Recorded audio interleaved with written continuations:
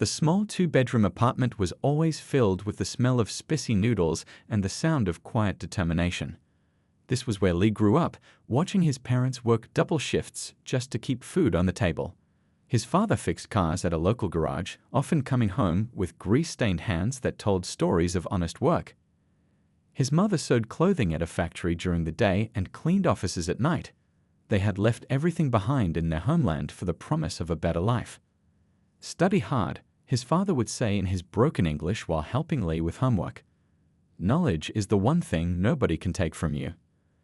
These weren't just empty words to Lee. He saw how people sometimes looked down on his parents because of their accents or humble jobs. He noticed how customers would speak slowly and loudly to his father at the garage, as if volume could bridge the language gap. But his parents never complained. They smiled, nodded, and worked harder. When Lee was accepted to college, his parents cried happy tears. The first in the family to go to university. But there was no money saved for tuition. Student loans would cover some costs, but not enough. So Lee became a master of the hustle. During the day, he attended classes in business and computer science. Afternoons, he worked at the campus help desk, fixing other students' computer problems. Evenings, he delivered food on his old bicycle, pedaling through rain and snow. And late at night, when most students were partying or sleeping, Lee cleaned offices in the same building where his mother worked. "You don't need to do this," his mother whispered one night when they bumped into each other, both holding mops. "We can find another way." "I want to do this," Lee replied, hugging her. "You've carried me long enough. Now we walk together."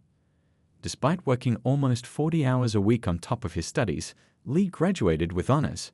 His parents sat in the audience on graduation day, dressed in their finest clothes, looking somewhat out of place among the sea of confident American families. But when Lee's name was called, his father stood up and clapped so loudly that people turned to look. Lee didn't mind the attention. He was proud of where he came from. The job hunt wasn't easy. Lee went to 12 interviews before Horizon Tech finally gave him a chance. It wasn't his dream job, just an entry-level position in their customer support department. But the salary seemed like a fortune compared to what his family had lived on, and there was health insurance too. On his first day, Lee walked into the sleek glass building wearing a new shirt his mother had ironed repeatedly until it looked perfect. The office buzzed with energy, people typing on expensive computers, talking about projects and deadlines, sipping fancy coffee from the break room. "You'll start by handling basic customer tickets," his team leader explained, barely looking up from her screen. "Nothing complicated, just follow the script." Lee nodded eagerly. He didn't mind starting at the bottom. Every successful person had to begin somewhere, right? He set up his small desk in the corner, arranged his few personal items, a small lucky cat figurine his mother had given him, and a photo of his parents, and got to work. What his new colleagues didn't know was that Lee had been solving complex computer problems since he was 12. While other kids played video games, he had been taking apart old computers from the junkyard, figuring out how they worked, and putting them back together. He understood systems on a level that went far beyond what his job required. But for now, Lee was happy just to be there, to have a foot in the door of a real tech company. Each night, he called his parents to share stories about his day, carefully leaving out the moments when coworkers spoke to him slowly, assuming he wouldn't understand, or when they made jokes about his packed lunch of homemade dumplings. "I'm doing great," he told his parents. This is just the beginning. Lee had no idea how right he was, or how quickly things would change. 3 months had passed since Lee started at Horizon Tech. The excitement of his first corporate job had worn off, replaced by the monotony of answering the same customer questions day after day. But Lee wasn't just going through the motions. He was watching, learning, absorbing everything about how the company worked. Late one Tuesday night, while everyone else had gone home, Lee was still at his desk troubleshooting a customer's problem. The customer couldn't access their account, and the standard fixes weren't working. Digging deeper, Lee noticed something strange in the code that flashed across his screen. He squinted, leaning closer to his monitor. There it was. A tiny gap in the security protocol, easy to miss if you weren't looking for it. But to Lee, it stood out like a flashing red light. This wasn't just a random glitch, it was a serious security hole. Anyone who discovered it could potentially access thousands of customer accounts and steal their data. His heart beat faster. Should he tell someone? What if they thought he was overstepping? He was just the new guy after all. Lee made himself a cup of instant noodles from his desk drawer and thought about what his father would say. If you see something wrong, you fix it. That's what responsible people do. Decision made, Lee stayed until midnight, carefully documenting the security flaw. The next morning, with tired eyes but renewed purpose, he came in early and continued working on a solution. This became his routine: handle customer calls during the day, work on the security fix at night. His roommate noticed his absence. "Dude, are you dating someone or what? I never see you anymore." Lee just smiled. Something like that. 2 weeks later, Lee had done it. He created a patch that not only fixed the security vulnerability, but also made the whole system run faster. He tested it again and again on the development server, watching with satisfaction as it smoothly closed the security gap while improving overall performance by nearly 40%. This was huge. This could save the company from a potential disaster and make their product better at the same time. In his mind, Lee pictured the moment he would share his discovery. His boss would be impressed. Maybe even the department head would take notice. Perhaps this would be his chance to move up from customer support to the development team, where he really belonged. With shaking hands, Lee put together a presentation. He spent hours making sure it was perfect, clear, concise, with graphs showing the before and after. He practiced in front of his bathroom mirror, trying to sound confident but not arrogant.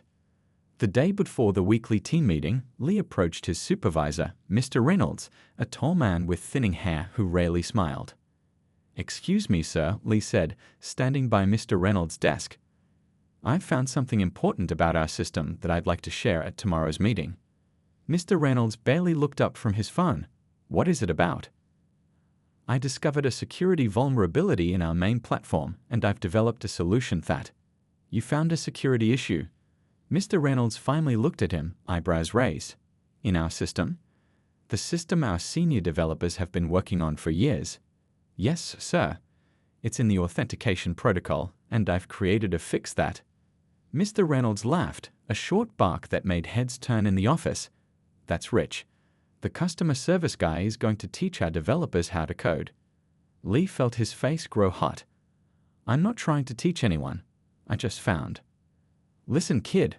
I appreciate enthusiasm, but let's not waste everyone's time at the meeting. Our developers know what they're doing." "But this is serious," Lee insisted, his voice quieter now. "If someone finds this vulnerability..." "Enough." Mr. Reynolds stood up.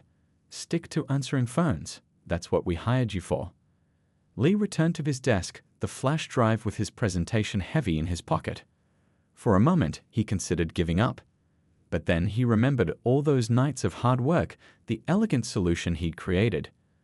This wasn't just about him getting recognition anymore. It was about protecting the company and its customers. So the next day, when the team gathered for their weekly meeting, Lee sat quietly until the any other business section at the end. He raised his hand. "I have something important to share about our platform security," he said, his voice steady despite the nervous beating of his heart. All eyes turned to him, including Mr. Reynolds, whose face had darkened like a storm cloud. Lee took a deep breath and began to speak. The conference room fell silent as Lee connected his laptop to the projector. He could feel Mr. Reynolds' eyes burning into his back, but he focused on the task at hand. His hands trembled slightly as he pulled up his presentation. "As I was saying," Lee began, his voice steadier than he expected, "I found a serious security issue in our main product." He clicked to the first slide showing the vulnerability. "Right here, in the authentication process, there's a gap that could let hackers access customer data." The room remained quiet. A few developers leaned forward, squinting at his diagrams. "And I've created a solution," Lee continued, moving to the next slide. "It not only fixes the security hole, but also improves system performance by about 40%. One of the senior developers, a woman with short gray hair, adjusted her glasses. "That's actually interesting. How did you discover this?" Before Lee could answer, Mr. Reynolds stood up. "I think we've indulged this little show enough," he said with a tight smile. "Lee is new here and doesn't understand how our systems work. Let's move on.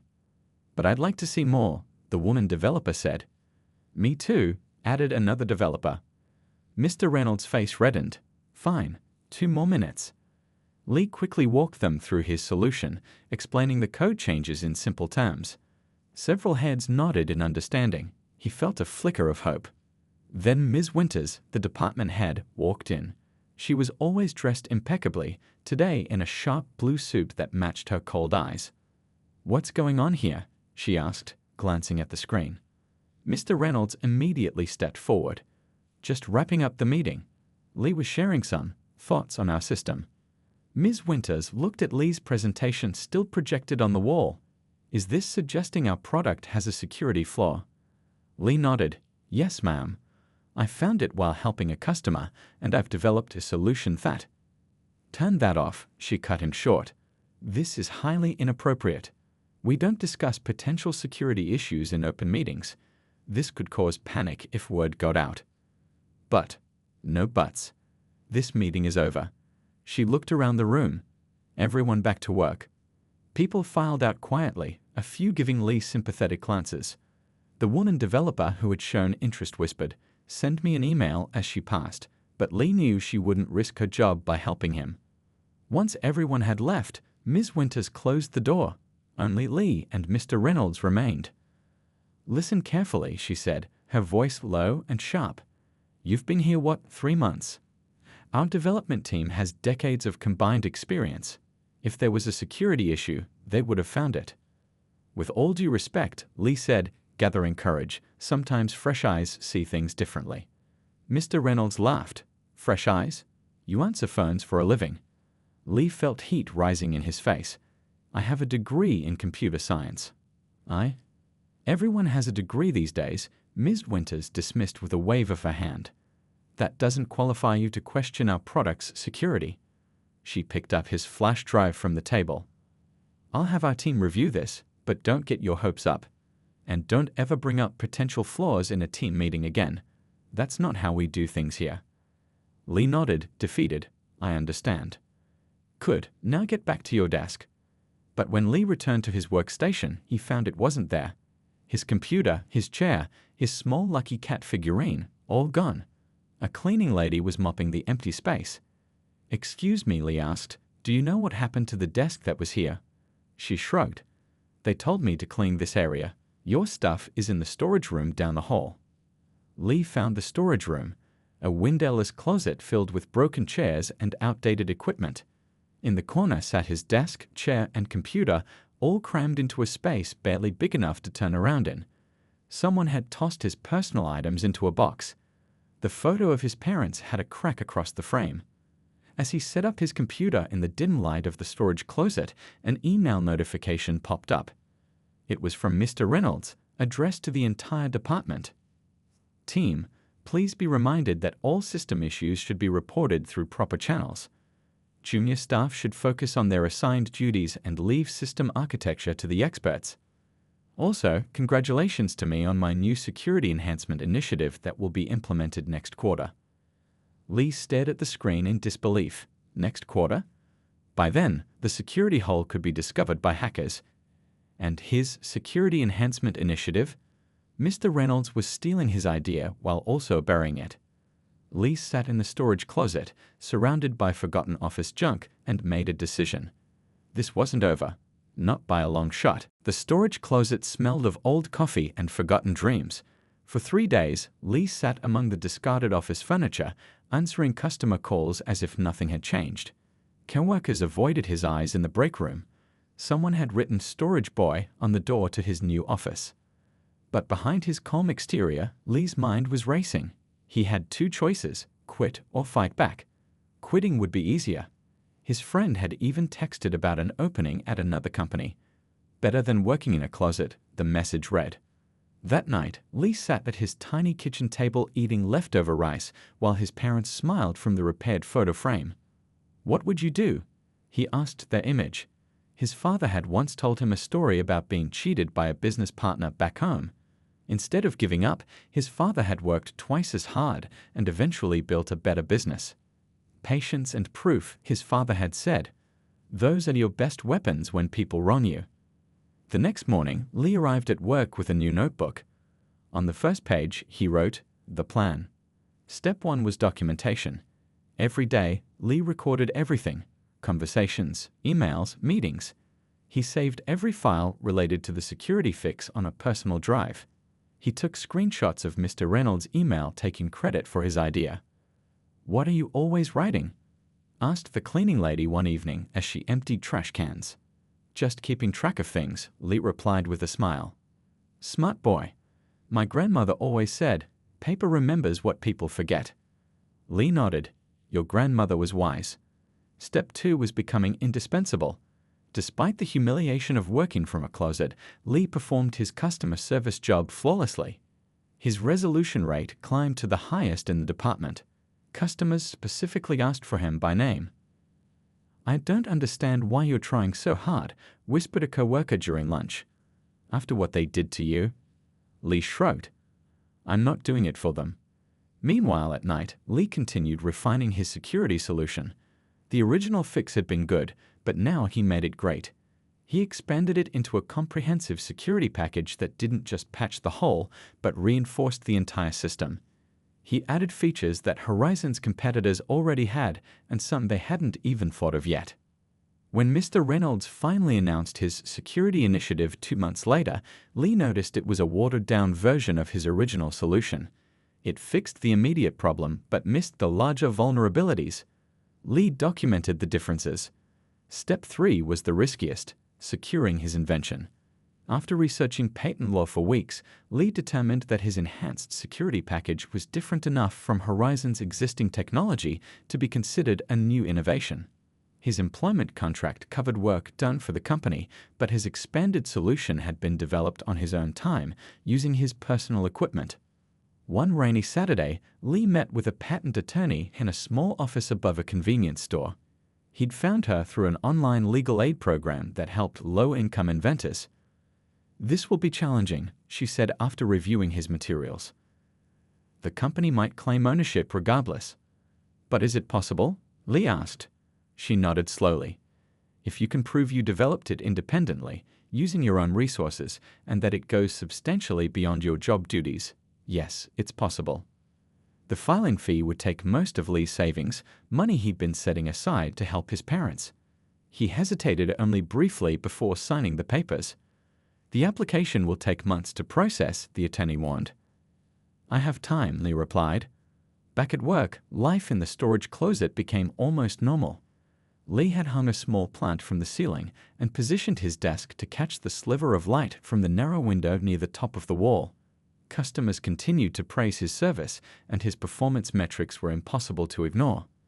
6 months after the meeting disaster, Ms. Winters stopped by his closet. "Your customer satisfaction scores are impressive," she said, looking uncomfortable in the cramped space. "Thank you," Lee replied. "We're considering moving you back to the main floor." Lee smiled politely. "I've grown used to the quiet here. It helps me focus." The truth was, he didn't want to move. The closet had become a symbol of their underestimation, and every day he spent succeeding despite it was a small victory. That evening, as Lee was leaving, his phone buzzed with an email notification. It was from the patent office. His application had been approved. Lee stood in the parking lot, rain soaking through his jacket, and read the email 3 times to be sure. His security innovation was now legally his. Whatever Horizon had implemented was a pale shadow of what he now owned.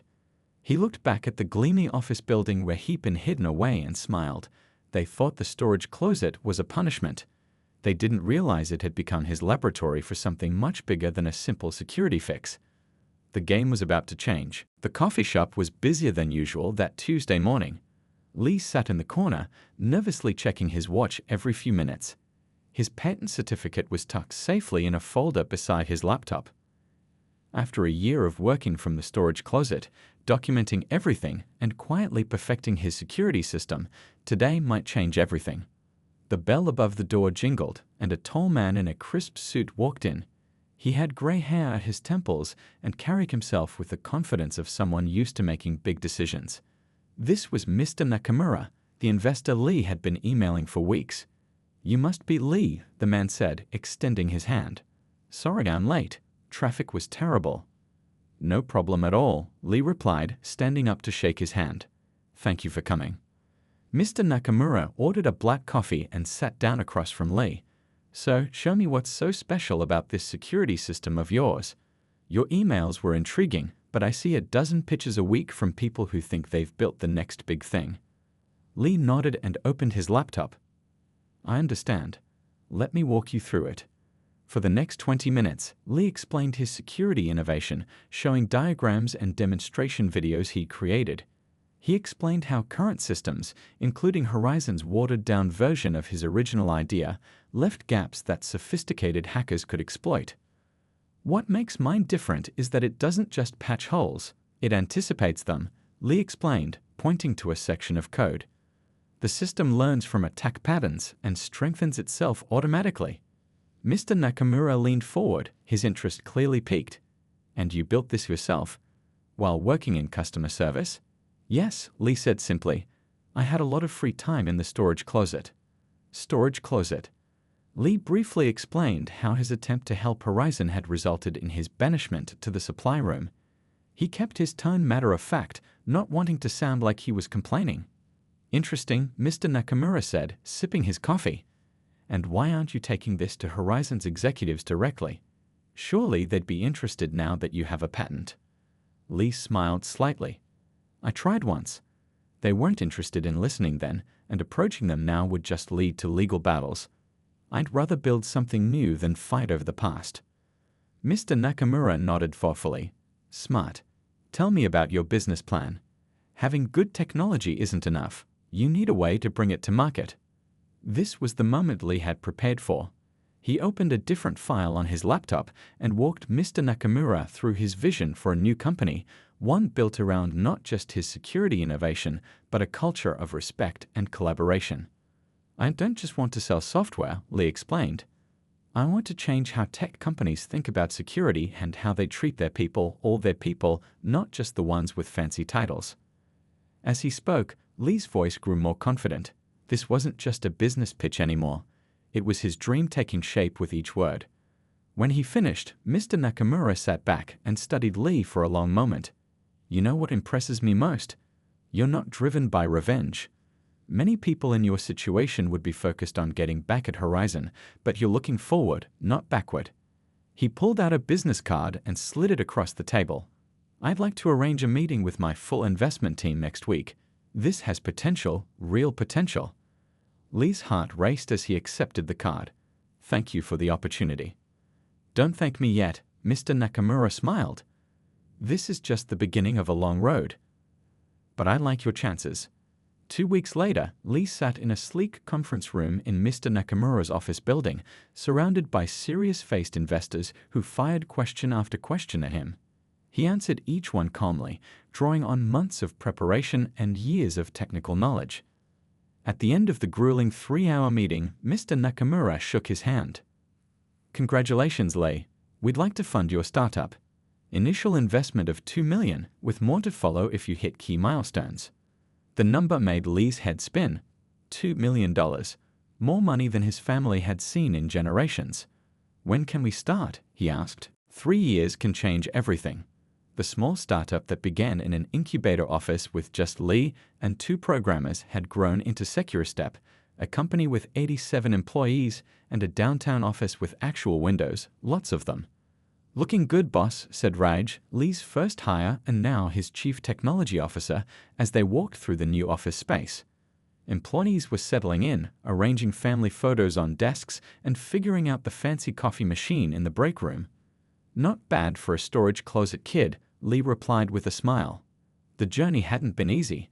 The first year was a blur of 18-hour workdays, instant noodles eaten at midnight, and moments of panic when it seemed like the money might run out before they could land enough clients. Lee had sold his car, moved to a cheaper apartment, and poured everything into the company. But the technology worked. The security system Lee had built did exactly what he promised. It protected clients' data better than anything else on the market. Word spread. Small clients became medium clients. Medium clients became big ones. Lee made sure every employee knew the company's story and values. He held weekly meetings where anyone could speak up with ideas or concerns. When they hired new people, they looked for passion and potential, not just fancy degrees or big company names on resumes. Remember, Lee often said, talent can come from anywhere, even a storage closet. At his desk, Lee opened his laptop to check the morning news. A headline caught his eye. Horizon Tech stock plummets after major security breach. Lee clicked on the article. Horizon had been hacked. Customer data was stolen. The exact vulnerability that Lee had identified 3 years ago. The one Mr. Reynolds had only partially fixed with his watered-down solution had been exploited.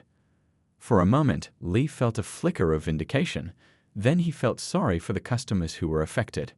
His phone rang. It was Mr. Nakamura. "Have you seen the news about Horizon?" the investor asked. "Just reading it now," Lee replied. "Their stock is down 40% already. Word is they're looking for a buyer before they lose everything."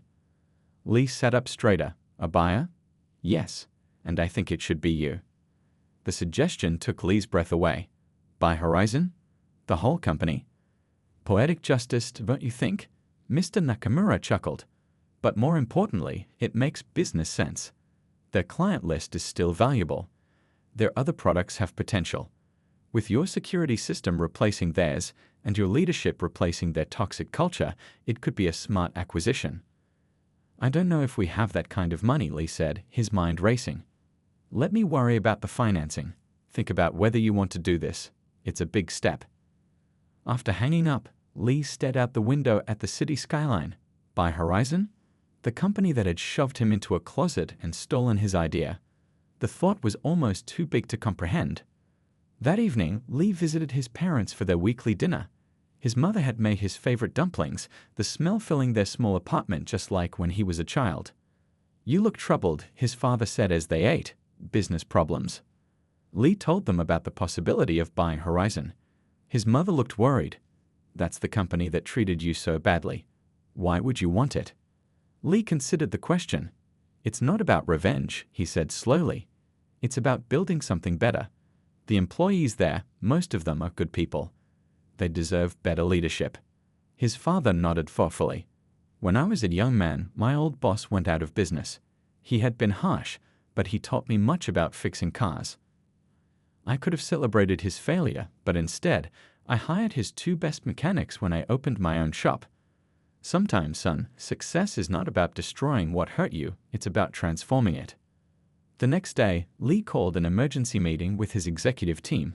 He explained the situation and asked for their honest opinions. Raj spoke first. "It's risky.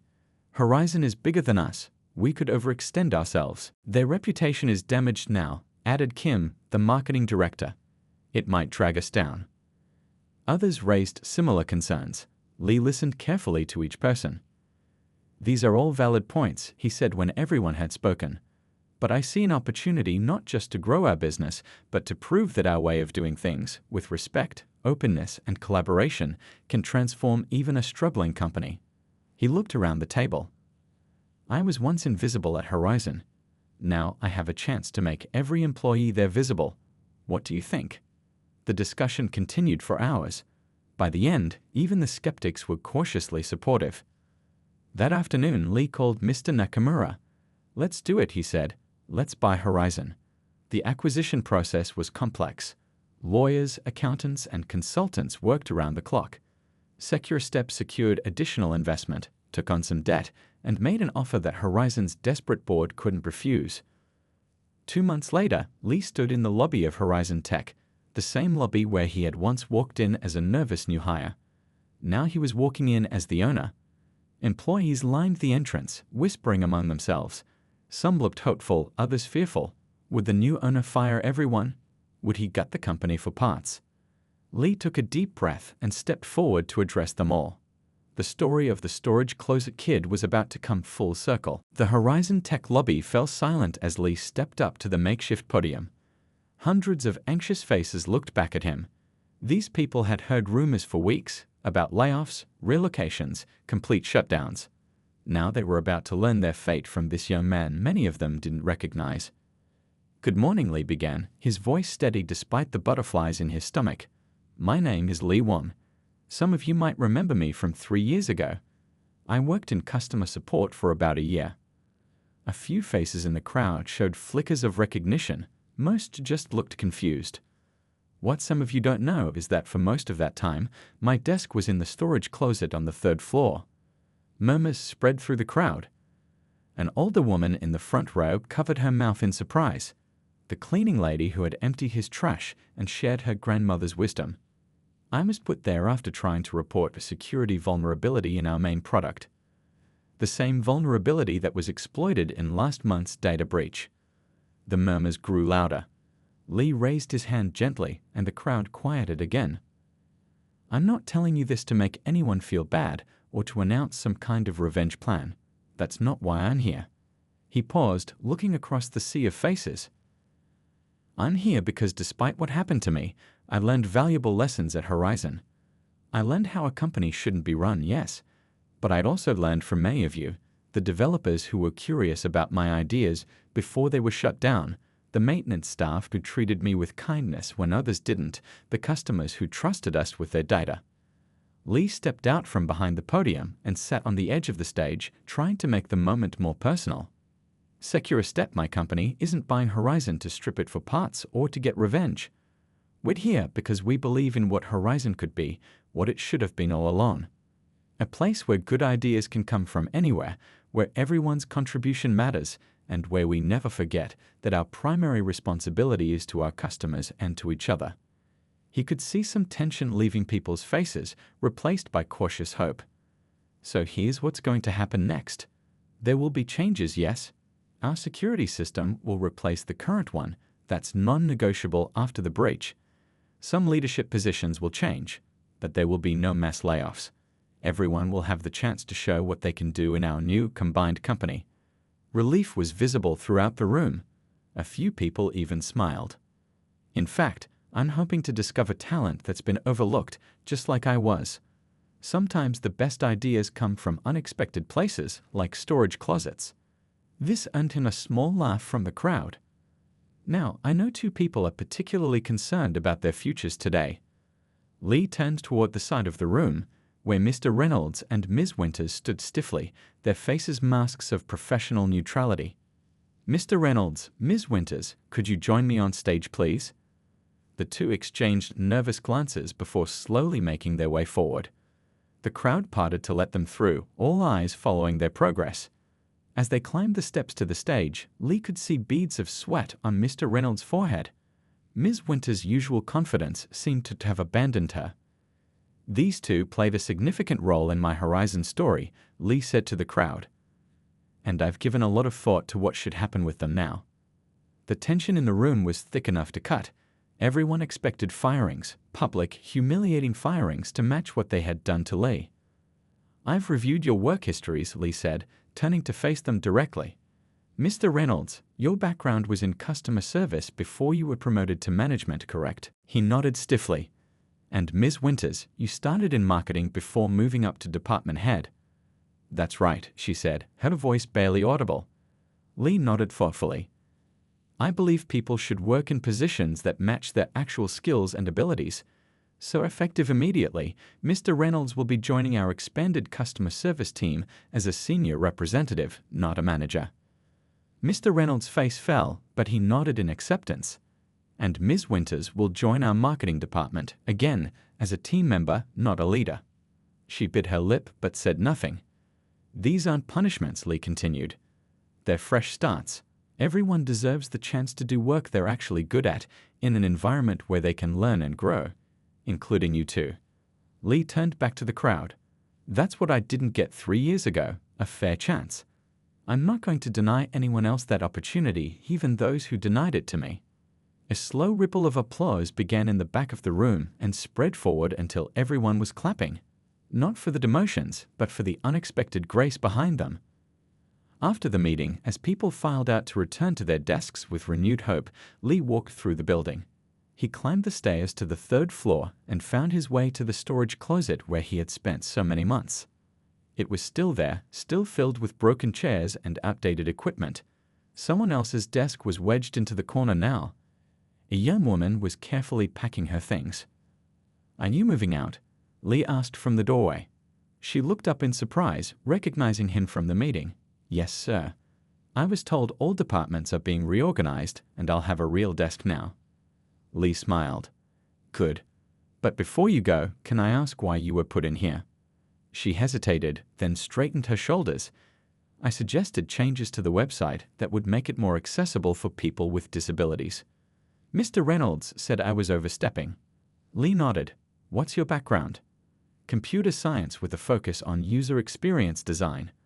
But I've only been allowed to update text on the website, nothing more." "Not anymore," Lee said.